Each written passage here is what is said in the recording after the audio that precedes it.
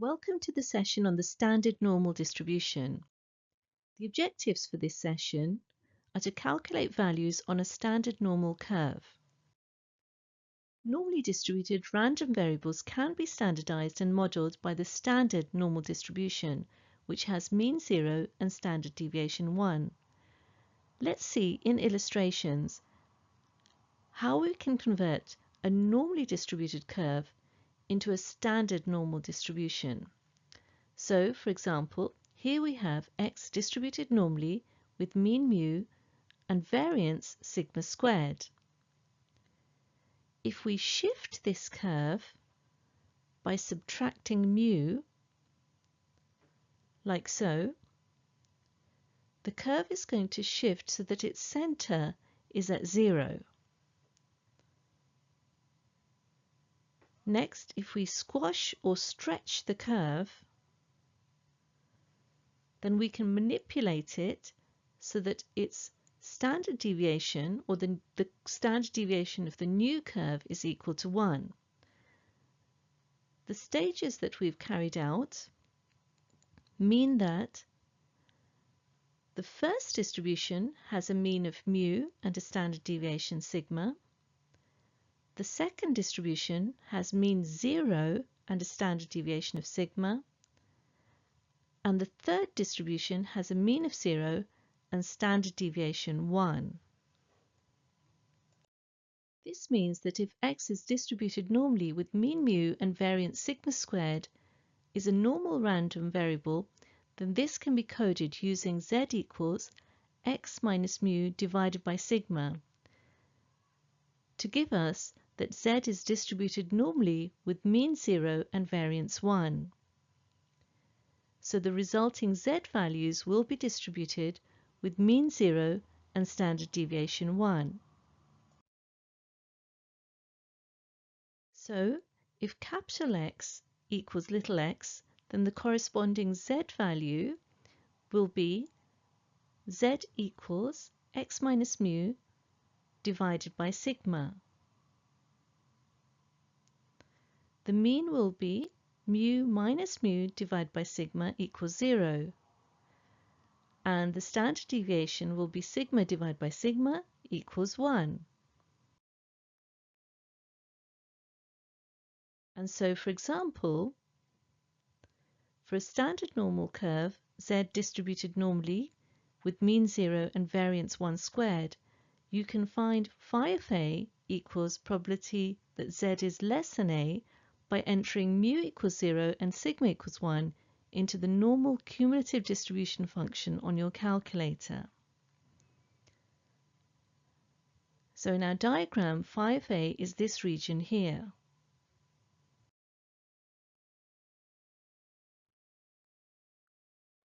Let's now take a look at an example. Pause the video and have a go. Press play when you're ready to view the solutions. So let's take a look at part A first.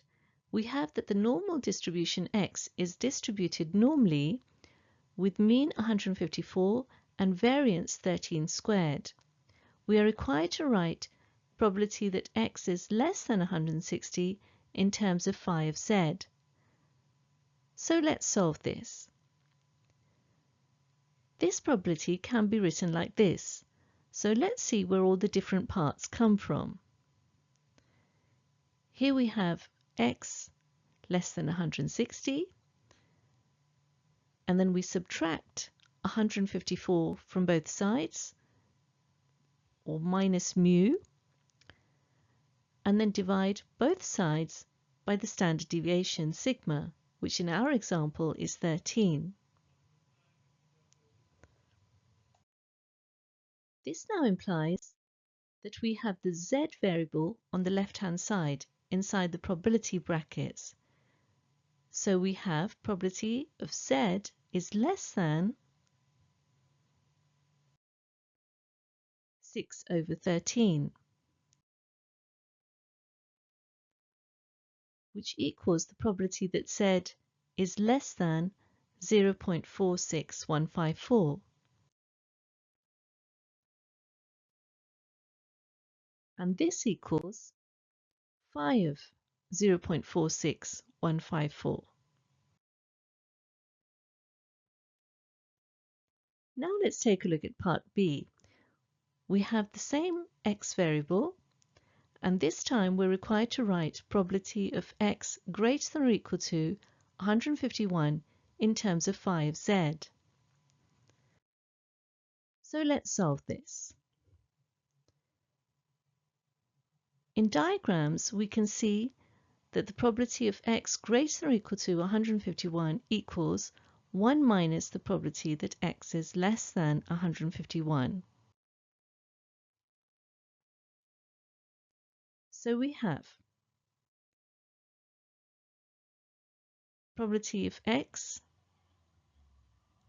less than 151, and then subtracting the mu, or the mean, which is in our example 154 from both sides, gives us x minus 154 less than 151 minus 154. And then dividing both sides by sigma, which is 13 in our example, gives us this expression. And so we have that the probability of z is less than minus 3 over 13. So we have that the entire expression is equal to 1 minus probability of z less than minus 3 over 13, which equals 1 minus probability of z less than 0.23077. And this equals 1 minus phi of 0.23077. Now for the standard normal variable z distributed normally with mean 0 and variance 1, we can find the z values that correspond to given probabilities. The table on your screen gives values of z and p such that the probability that z is greater than little z equals p. Let's illustrate this. This region represents probability that z is less than a.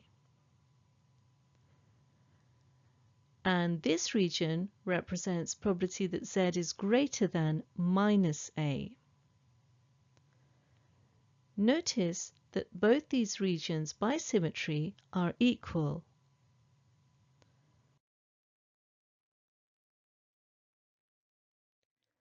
Also note that this region here represents probability that z is less than minus a. And this region represents the probability that z is greater than a. Again, by symmetry, we can see that the probability that z is less than minus a equals the probability that z is greater than a. So we can generalize and say that by symmetry, the probability that z is greater than z equals the probability that z is less than minus z. Now let's try reading from the table. From the table, the probability that z is greater than 1.6449 equals 0.05. And so by symmetry, we can conclude that the probability that z is less than minus 1.6449 equals 0.05. So here's the probability that z is less than minus 1.6449, and this is equal to 0.05. And the other region on the other side is probability z greater than minus 1.6449, and this is equal to 0.95. Notice, of course, that we've calculated this from the fact that 0.95 added to 0.05 equals 1, or the area under the entire curve equals 1.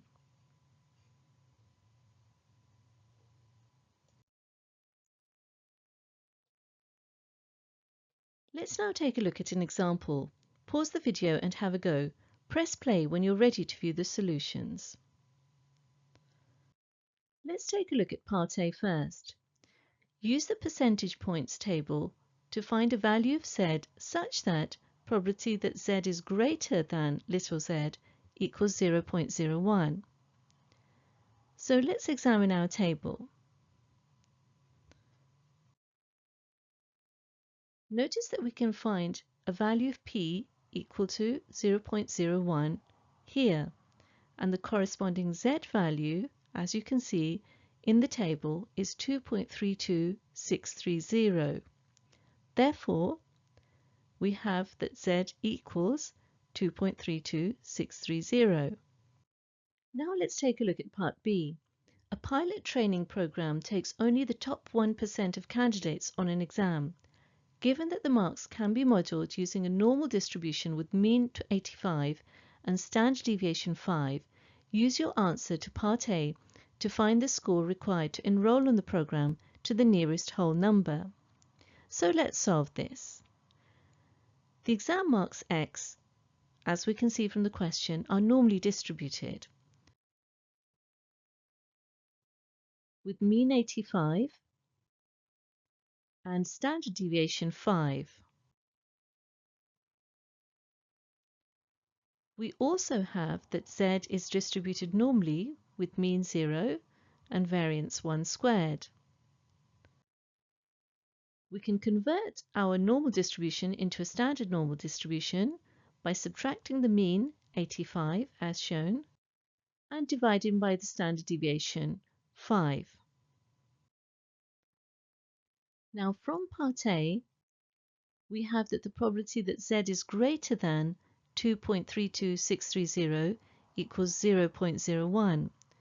However, you can also notice that this corresponds to the top 1% from our question.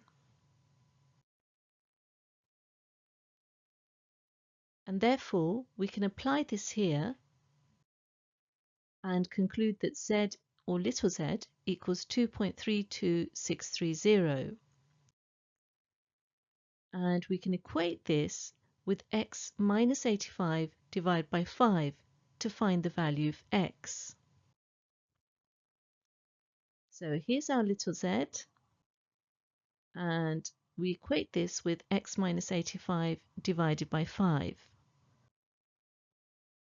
and rearrange to give x equals 96.6. And the question, of course, asks us to find this x to the nearest whole number. Therefore, to enroll, the minimum score required is 97. This brings us to the end of this session.